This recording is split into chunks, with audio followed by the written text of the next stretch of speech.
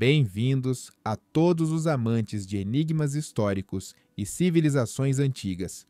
Hoje embarcaremos em uma viagem a uma das construções antigas mais impressionantes e, ao mesmo tempo, pouco conhecidas do mundo: a misteriosa cidade de Pedra Grande, Zimbábue. Imagine paredes majestosas feitas de blocos de pedra perfeitamente encaixados, elevando-se a 10 metros sem o uso de argamassa, torres peculiares e complexos de edifícios. E tudo isso no coração da África, longe dos centros conhecidos das civilizações antigas. Quem foram esses construtores misteriosos? Como conseguiram criar um complexo arquitetônico tão impressionante? E por que a história deste lugar incrível esteve por tanto tempo envolta em mitos e equívocos? Se você está interessado em descobertas históricas surpreendentes, civilizações esquecidas e soluções para mistérios arqueológicos, não deixe de se inscrever em nosso canal e ativar as notificações. Todas as semanas, investigamos os enigmas mais intrigantes do passado, baseando-nos nos dados científicos mais recentes e nos resultados de escavações arqueológicas. E hoje, revelaremos o mistério de Grande Zimbábue, uma antiga cidade cuja grandeza desafia nossas concepções sobre a história africana. Comecemos pelo que é Grande Zimbábue e onde está localizada. Grande Zimbábue é um extenso complexo de estruturas de pedra, localizado no território do atual Zimbábue, a aproximadamente 280 quilômetros da capital do país, Harare. O nome Zimbábue deriva da palavra Dzimba-Dzamabwe na língua Shona, que significa casas de pedra ou construções de pedra. Foi esta antiga estrutura que deu nome a todo o país após sua independência em 1980. O complexo de Grande Zimbábue consiste em três partes principais: a Fortaleza da Colina, localizada no topo de uma colina de granito, o Grande Recinto, a estrutura mais impressionante com paredes maciças de até 11 metros de altura, e o Vale das Ruínas, uma extensa área com numerosos restos de construções de pedra. A área total do complexo é de cerca de 720 hectares, tornando-o a maior construção antiga de pedra ao sul do Saara. O elemento mais impressionante do complexo é o Grande Recinto, uma parede elíptica com cerca de 250 metros de comprimento, até 5 metros de espessura e até 11 metros de altura. Esta parede foi construída sem o uso de argamassa, com pedras simplesmente empilhadas umas sobre as outras com precisão surpreendente. Dentro do recinto estão os restos de numerosas estruturas, incluindo uma torre cônica com cerca de 10 metros de altura, cujo propósito ainda é debatido entre os arqueólogos. A Fortaleza da Colina é um complexo de estruturas no topo e nas encostas de uma colina de granito. Aqui estão os restos de estruturas residenciais e cerimoniais, conectadas por um sistema complexo de passagens e escadas. Do topo da colina, abre-se uma vista impressionante da área circundante, o que tornava este lugar um posto de observação ideal. O Vale das Ruínas é uma extensa área com numerosos restos de estruturas de pedra que provavelmente serviam como habitações para a maior parte da população da antiga cidade. Aqui também estão ruínas que os arqueólogos interpretam como oficinas, armazéns e outras estruturas econômicas. Mas quem construiu este impressionante complexo? Quando foi erguido e qual povo criou esta incrível civilização? Estas questões foram durante muito tempo objeto de acalorados debates e até mesmo manipulações políticas. Quando os europeus encontraram pela primeira vez as ruínas de Grande Zimbábue, no final do século XIX, ficaram impressionados com a escala e complexidade das estruturas. No entanto, ficaram impressionados não apenas com a arquitetura, mas também com seus próprios preconceitos. Na era do colonialismo e da discriminação racial, muitos europeus não podiam admitir que os africanos fossem capazes de criar estruturas tão impressionantes. Por isso, surgiram teorias de que Grande Zimbábue foi construída por fenícios, árabes, persas ou até mesmo pelas tribos perdidas de Israel.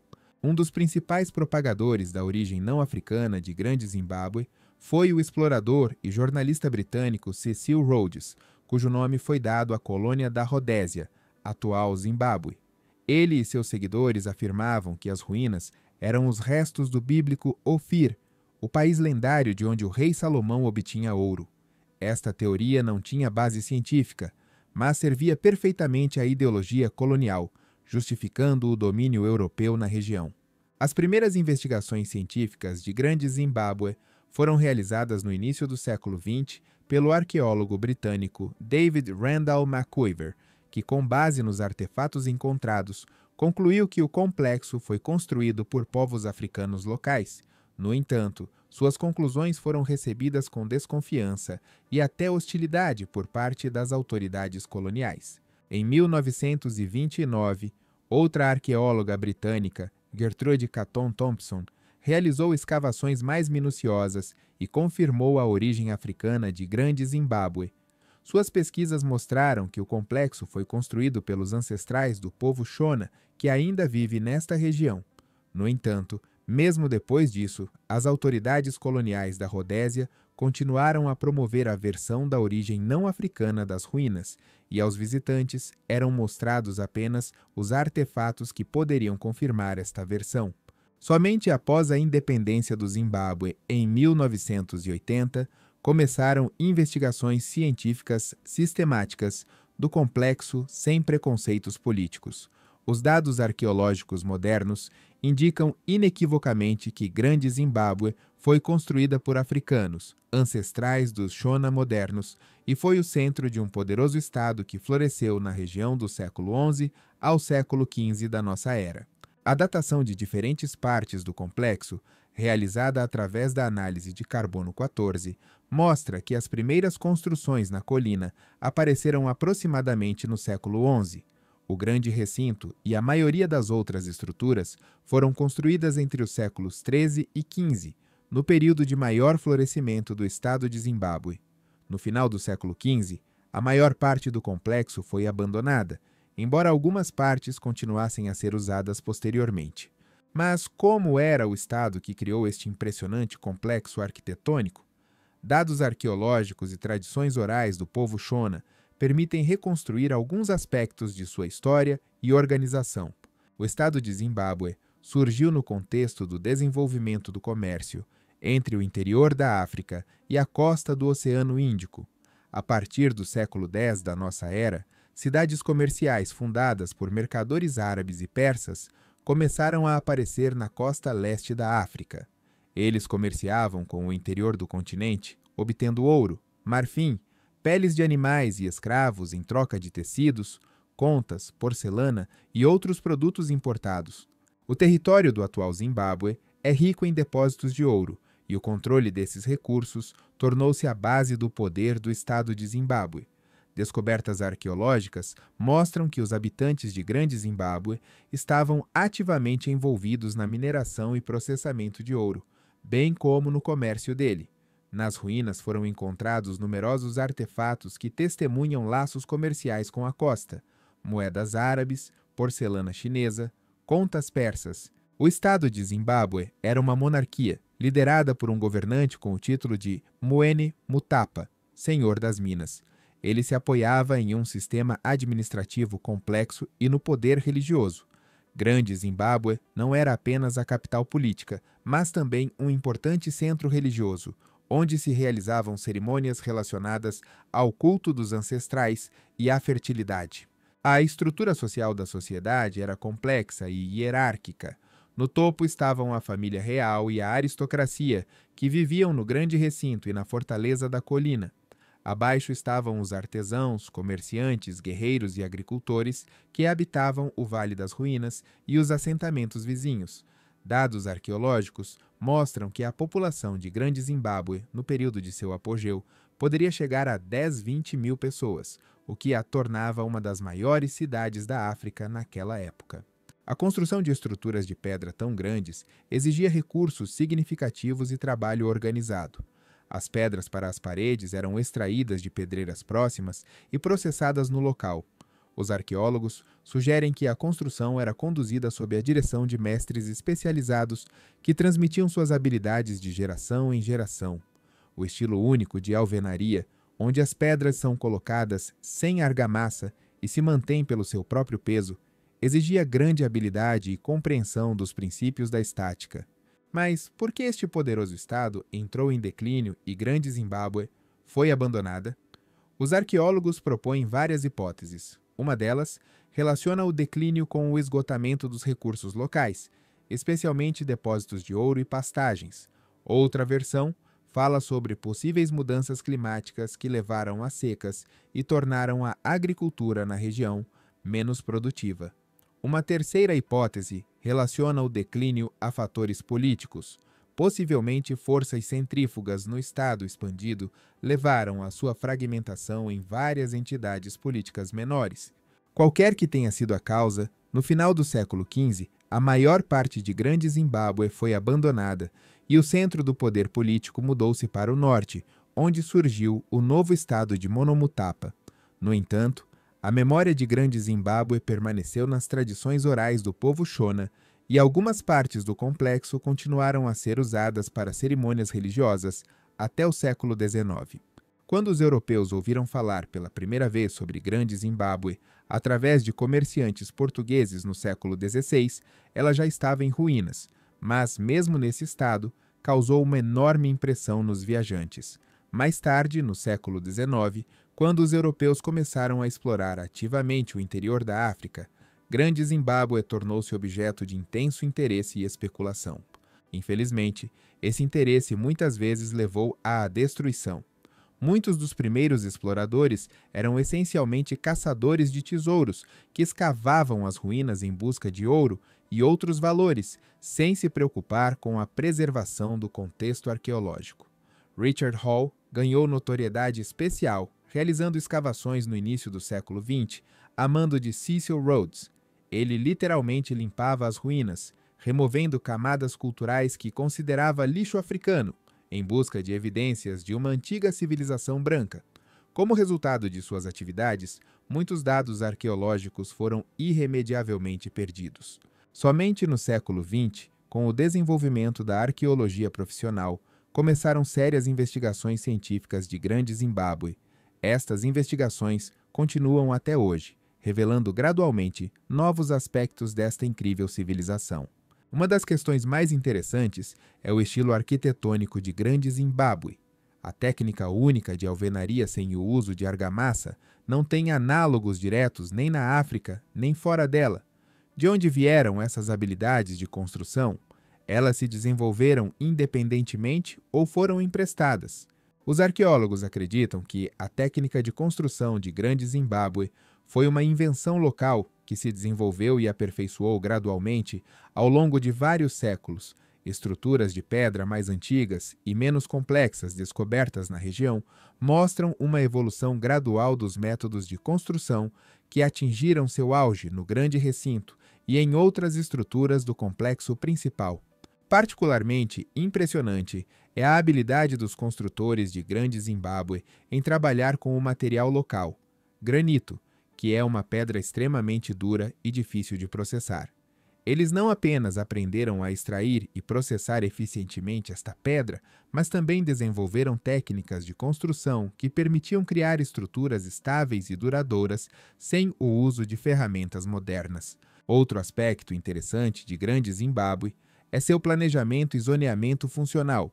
O complexo não era um aglomerado caótico de edifícios. Tinha uma estrutura clara que refletia a organização social da sociedade. A fortaleza da colina e o grande recinto provavelmente eram residências da elite e locais para cerimônias importantes, enquanto o Vale das Ruínas era habitado por cidadãos comuns e artesãos. Descobertas arqueológicas mostram que em Grande Zimbábue existia divisão do trabalho e especialização de ofícios.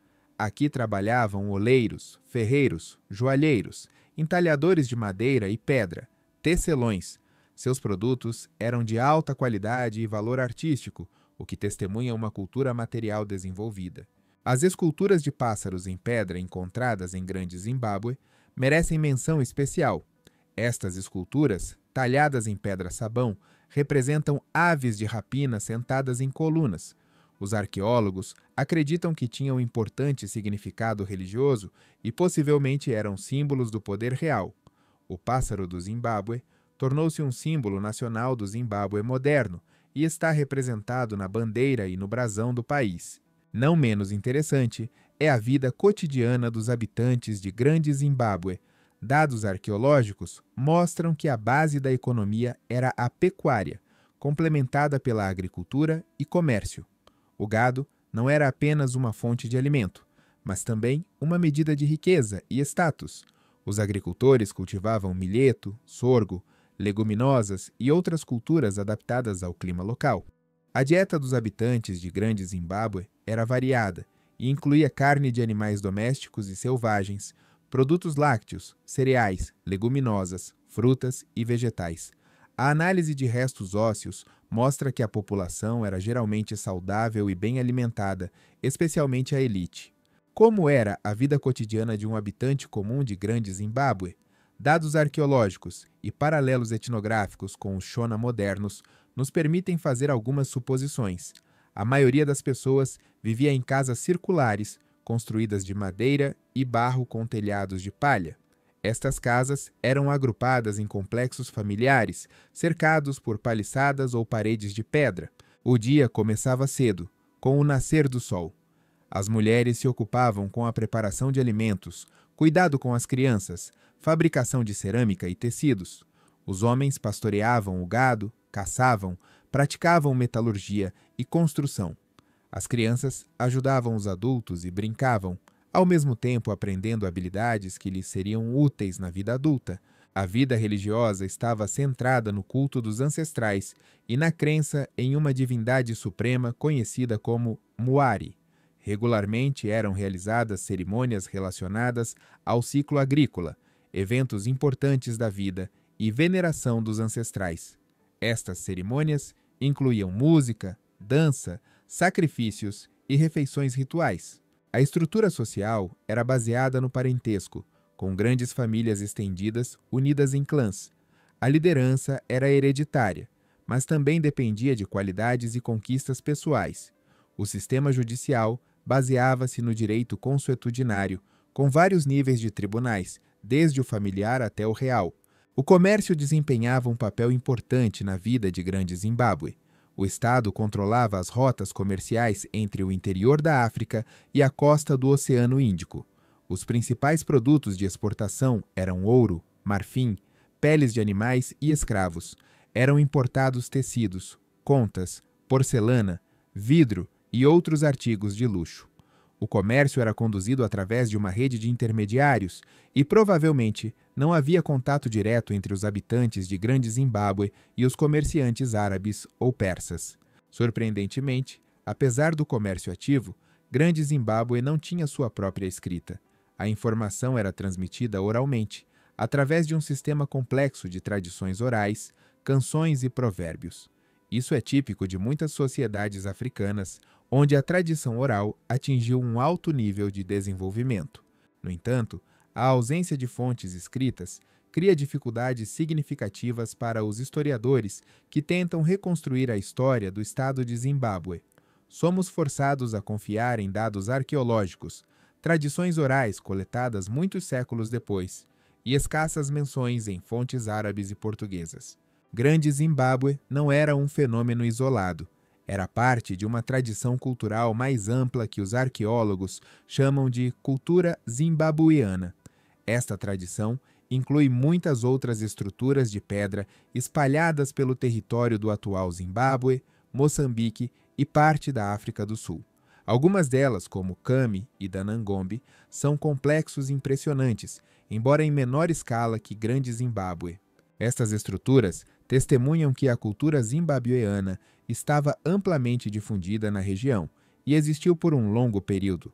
Após o declínio de Grande Zimbábue, o centro do poder político mudou-se primeiro para o norte, onde surgiu o estado de Monomotapa, e depois para o sudoeste, onde se desenvolveu a cultura Kami. O legado de Grande Zimbábue está vivo ainda hoje. Após a independência, em 1980, o novo estado foi chamado Zimbábue em homenagem a este antigo complexo. O pássaro do Zimbábue tornou-se um símbolo nacional, aparecendo na bandeira, no brasão e na moeda do país. Grande Zimbábue é vista como um símbolo das conquistas africanas e uma refutação dos mitos coloniais sobre a primitividade da África pré-colonial. Em 1986, Grande Zimbábue foi incluída na lista do Patrimônio Mundial da Unesco, enfatizando sua importância cultural global. Hoje é um importante centro turístico e educacional, onde os visitantes podem aprender sobre a incrível civilização que criou estas impressionantes estruturas. As modernas investigações arqueológicas de Grande Zimbábue continuam utilizando novas tecnologias e métodos, estudos magnetométricos, fotografia aérea, análise de DNA e outros métodos modernos permitem obter novas informações sem escavações destrutivas. Estas investigações revelam gradualmente novos aspectos desta incrível civilização. Uma das direções mais interessantes das pesquisas modernas é o estudo das interconexões de Grande Zimbábue com outras civilizações africanas e com o mundo mais amplo do Oceano Índico. Descobertas de porcelana chinesa, contas persas e outros produtos importados testemunham que Grande Zimbábue era parte de uma extensa rede comercial que ligava a África à Ásia muito antes da chegada dos europeus. Estas pesquisas nos ajudam a entender melhor o lugar da África na história mundial e a refutar a visão eurocêntrica que por muito tempo dominou a historiografia. Elas mostram que a África não era um continente isolado, esperando ser descoberto pelos europeus, mas um participante ativo nos processos mundiais, com suas próprias civilizações e culturas desenvolvidas. A história de Grande Zimbábue também nos ensina como preconceitos políticos podem distorcer a pesquisa científica. Os mitos coloniais sobre a origem não africana das ruínas não apenas distorciam a verdade histórica, mas também serviam como instrumento de discriminação racial e dominação colonial. Eles privavam os povos africanos de seu patrimônio histórico e reforçavam falsas noções sobre sua incapacidade de criar civilizações complexas. Devolver Grande Zimbábue a seus verdadeiros criadores, os ancestrais dos Shona modernos, não é apenas restaurar a justiça histórica, mas também reconhecer a riqueza e diversidade da cultura humana. É um lembrete de que a história da humanidade não é a história de uma ou algumas grandes civilizações, mas um mosaico de muitas culturas, cada uma das quais contribuiu com sua contribuição única para o patrimônio comum da humanidade. Grande Zimbábue continua a guardar muitos segredos. Ainda não sabemos exatamente como seus construtores se chamavam, como era seu sistema político, como imaginavam o mundo. Muitas questões permanecem sem resposta e talvez algumas delas nunca sejam resolvidas devido à ausência de fontes escritas e perdas irreparáveis de material arqueológico como resultado de escavações não profissionais. Mas cada novo fragmento de informação, cada nova descoberta nos ajuda a entender melhor esta incrível civilização e seu lugar na história da África e do mundo. E talvez o mais importante, eles nos ajudam a superar preconceitos e estereótipos que por muito tempo distorceram nossa percepção da história africana. Então, quem construiu Grande Zimbábue? A resposta é simples e ao mesmo tempo complexa. Foi construída por africanos, ancestrais dos Shona modernos, que criaram um poderoso estado que controlava o comércio de ouro e outros bens valiosos entre o interior da África e a costa do Oceano Índico. Este estado tinha uma estrutura social complexa, uma cultura material desenvolvida e impressionantes tradições arquitetônicas. Não estava isolado, mas era parte de uma cultura zimbabueana mais ampla e tinha conexões com regiões distantes através das redes comerciais do Oceano Índico. Grande Zimbábue não é apenas um impressionante complexo arquitetônico, é um símbolo das conquistas das civilizações africanas e um lembrete da riqueza e diversidade da cultura humana. E quanto mais aprendemos sobre ela, mais surpreendente e impressionante ela nos parece. Obrigado por embarcar comigo nesta viagem a uma das maravilhas mais impressionantes, mas pouco conhecidas do mundo antigo. Se você gostou deste vídeo, não se esqueça de deixar seu like, compartilhá-lo com amigos e se inscrever em nosso canal para não perder novos episódios sobre civilizações misteriosas e impressionantes descobertas arqueológicas. E nos comentários, conte-nos se você já tinha ouvido falar de Grande Zimbábue antes e quais outras estruturas antigas pouco conhecidas. Você gostaria que investigássemos em futuros episódios? Nos próximos vídeos, continuaremos a explorar civilizações incríveis, mas pouco conhecidas de todo o mundo, que desafiam nossas concepções sobre o passado e nos lembram da riqueza e diversidade da cultura humana. Até o próximo encontro!